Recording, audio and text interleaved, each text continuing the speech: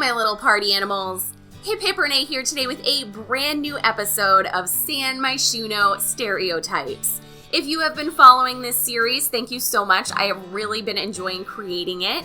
If you have not been following this series, San Myshuno Stereotypes is actually a sub-series of another series of mine called Hip Hip Rebuilds. Hip Hip Rebuilds is the series where I am rebuilding every single lot in The Sims 4. The Sims are being created for these lots if they are residential. If they're retail lots, they'll be owned by the appropriate Sims, that kind of thing. I've really been trying to make sure that as I'm creating these Sims, before I upload them to the gallery, if I do upload them to the gallery, I am giving them, kind of the appropriate skills. I'm getting them forward in their career to where I think they would belong. And it's been really fun. San Myshuno Stereotypes is all about those stereotypical Sims that you see in every single Sims game. We have people like Don Lothario, who is clearly the womanizer, the heartbreaker. We have, the members of Powerhouse, who are kind of more the meathead style people. We have the karaoke group, which is kind of the quirky, eccentric, really fun young people. There's all sorts of stereotypes that we see not only in The Sims, but in movies, in TV shows, just in pop culture in general.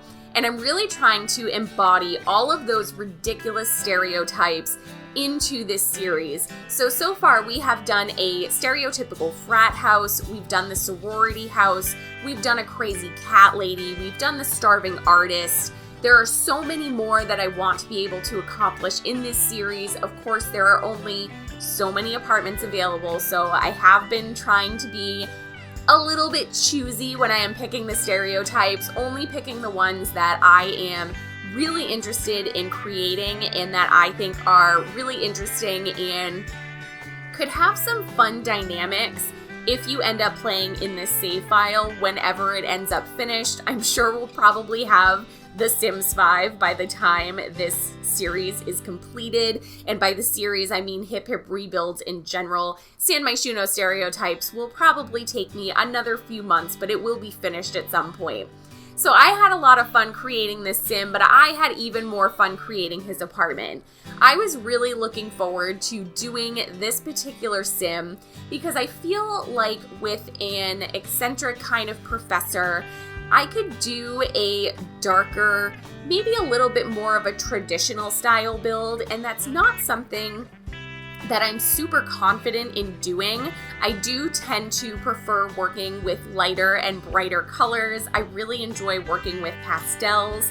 You'll notice even when I go into building houses or building apartments, I put down white doors immediately. I just immediately am drawn to, very light hardwoods, very light doors, very light tile, that kind of thing. So I got to go in kind of a different direction with this one, and I got to go a little bit darker, which was really fun. I used a lot of furniture that I either rarely use or I've actually never used. There's some chairs in this particular build that I plopped them down, and while I was choosing colors, I was like, wow, I didn't realize that we had this swatch in the game. So I was learning all sorts of, newer things that we have gotten in this game, and I was really excited to be able to work with them.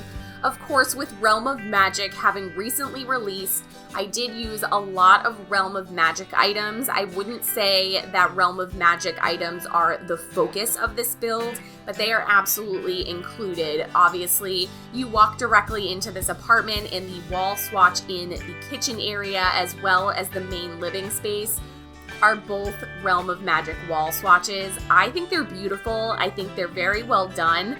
I do wish we had more color options, and I wish that maybe not so much more color options, but I wish we had more options for combining the colors of the wainscoting to the colors of the actual wall.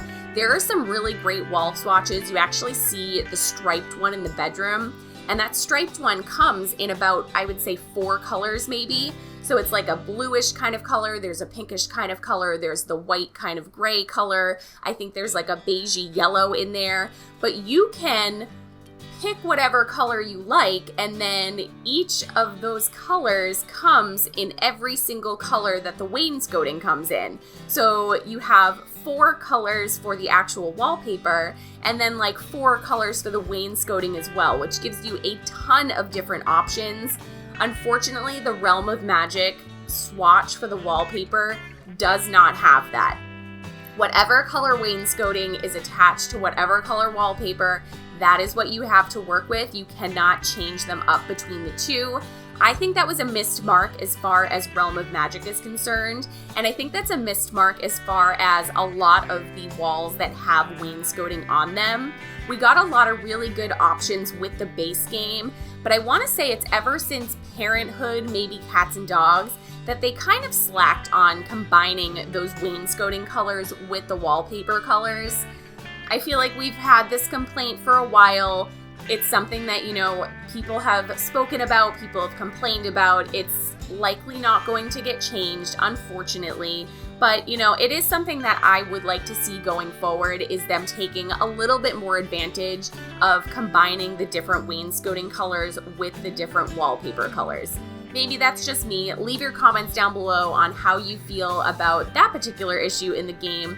I know we have tons of things that we can complain about, and I want everyone to know that whenever I complain about The Sims 4, it comes from a deep place of love for this game. I really and truly love this game. There are so many things about The Sims 4 that I just absolutely adore. We would be here all day if I had to sit down and explain to you why I enjoy this game. So it's not because I don't like the game, it's not because I'm disappointed in the game all the time, it's because I really love this game and I want to see it be the best that it can be. Getting that out of the way, obviously we have finished the kitchen at this point. I went for a lighter color with the kitchen. I went with that white. I felt like it kind of played off of the darker rest of the apartment pretty well, and of course I did combine in some darker colors with the countertops as well as the chairs and the table in the little dining space. I think it looks pretty cute. I could have definitely gone with a more neutral color palette, not that black and white is not neutral, but more of like a beigey color palette like the rest of the build, but I didn't want it to end up being too monotonous throughout the entire build, so I thought that breaking this up with a nice bright white kitchen just kind of gave it a little bit extra. And then going over here, this is of course the living space. Originally when I was, kind of thinking about this eccentric professor, I wanted to stay away from electronics. And then I was thinking about how lonely he was, and I know if I was lonely, maybe if I lived alone and I just, didn't have very many friends, I didn't have a significant other, I feel like I would take comfort in watching TV and watching other relationships on TV. So making sure that the living room was kind of centralized around that TV made a little bit more sense as I was kind of delving into this character's story a little bit more. So of course he does have his TV in the living room. He also does have his own office, which is behind the bedroom. We will of course get there at some point. And then I had this other area over towards the back that I was like, what do I put here? And then I was like, okay, well, he's a collector, so he needs somewhere to be able to keep some of the silly things that maybe he finds at flea markets or on vacations or wherever it is that he goes. So I just kind of stuck a table there and put a few little statues on there. I thought it worked out fine, I guess. So that's what we went with. And then, of course, going into the bedroom over here, I tried to keep it, again, a little bit more on the neutral side.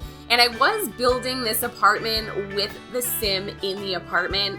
I was not super worried about money, but at the same time, I had to work with what he had. So I had to X out of build mode and go into live mode and increase his money quite a few times, because once I got through that kitchen and that living room, I just started running out of money like crazy. So this is an expensive apartment. not really meant to be a super expensive apartment, but when you're going for something that is really cluttered and, you know, very traditional, a lot of the traditional items in the game are far more expensive than, of course, the basic items, and that does make sense. I mean, you're not gonna have like this big, beautiful antique bed and have it be 300 simoleons. That's not how pricing works. That's just not how it works. So I did have to increase his money quite a few times. It's okay. I've done that with quite a few of these apartments. I feel like furnishing apartments, I don't know why I give myself a little bit more leeway as far as pricing with these guys, but I do. So I think it turned out really, really cool. We are finishing up in the bedroom right now. I wasn't really sure what to do on this wall that has the door, so of course I did another little feature wall, and it's not really placed up there in any sort of meaningful way. I wanted, you know, it to reflect the fact that this guy is a little bit more on the absent-minded side, so, you know, he just kind of, well, I have these paintings, I'm gonna throw them up on the wall, and it doesn't really matter where they go. So that's kind of the idea that I went with. This, of course, that we are working on is his office. It is very small. There's not a lot going on here, but I liked the idea of, you know, if for whatever reason he does end up having a guest over, the chances, well, I mean, you know, it's The Sims, so they'll probably head right to that computer anyway, but we can lock the door. But, you know, in real life, if your office is completely past your bedroom and you have to go through the bedroom to get to it, the chances of your guests being like, can I pop on your computer real fast, is pretty slim. So of course we are coming into the screenshots at this point. I hope that you guys enjoyed this build because I had a lot of fun doing it. I love the way that it turned out. If you want me to upload this apartment into the gallery, definitely leave me a comment down below. I would be happy to do that for you. Make sure if you enjoyed this video, you give it a thumbs up down below. I would super appreciate it. If you're new here or you're not new here and you're not subscribed yet, make sure you hit that subscribe button and hit that little bell so you get notifications every single time I post a new video. And I will be back with you guys on Wednesday. Not sure what's going up on Wednesday yet, but we'll figure it out and I'll see you guys then. Thanks so much. Bye.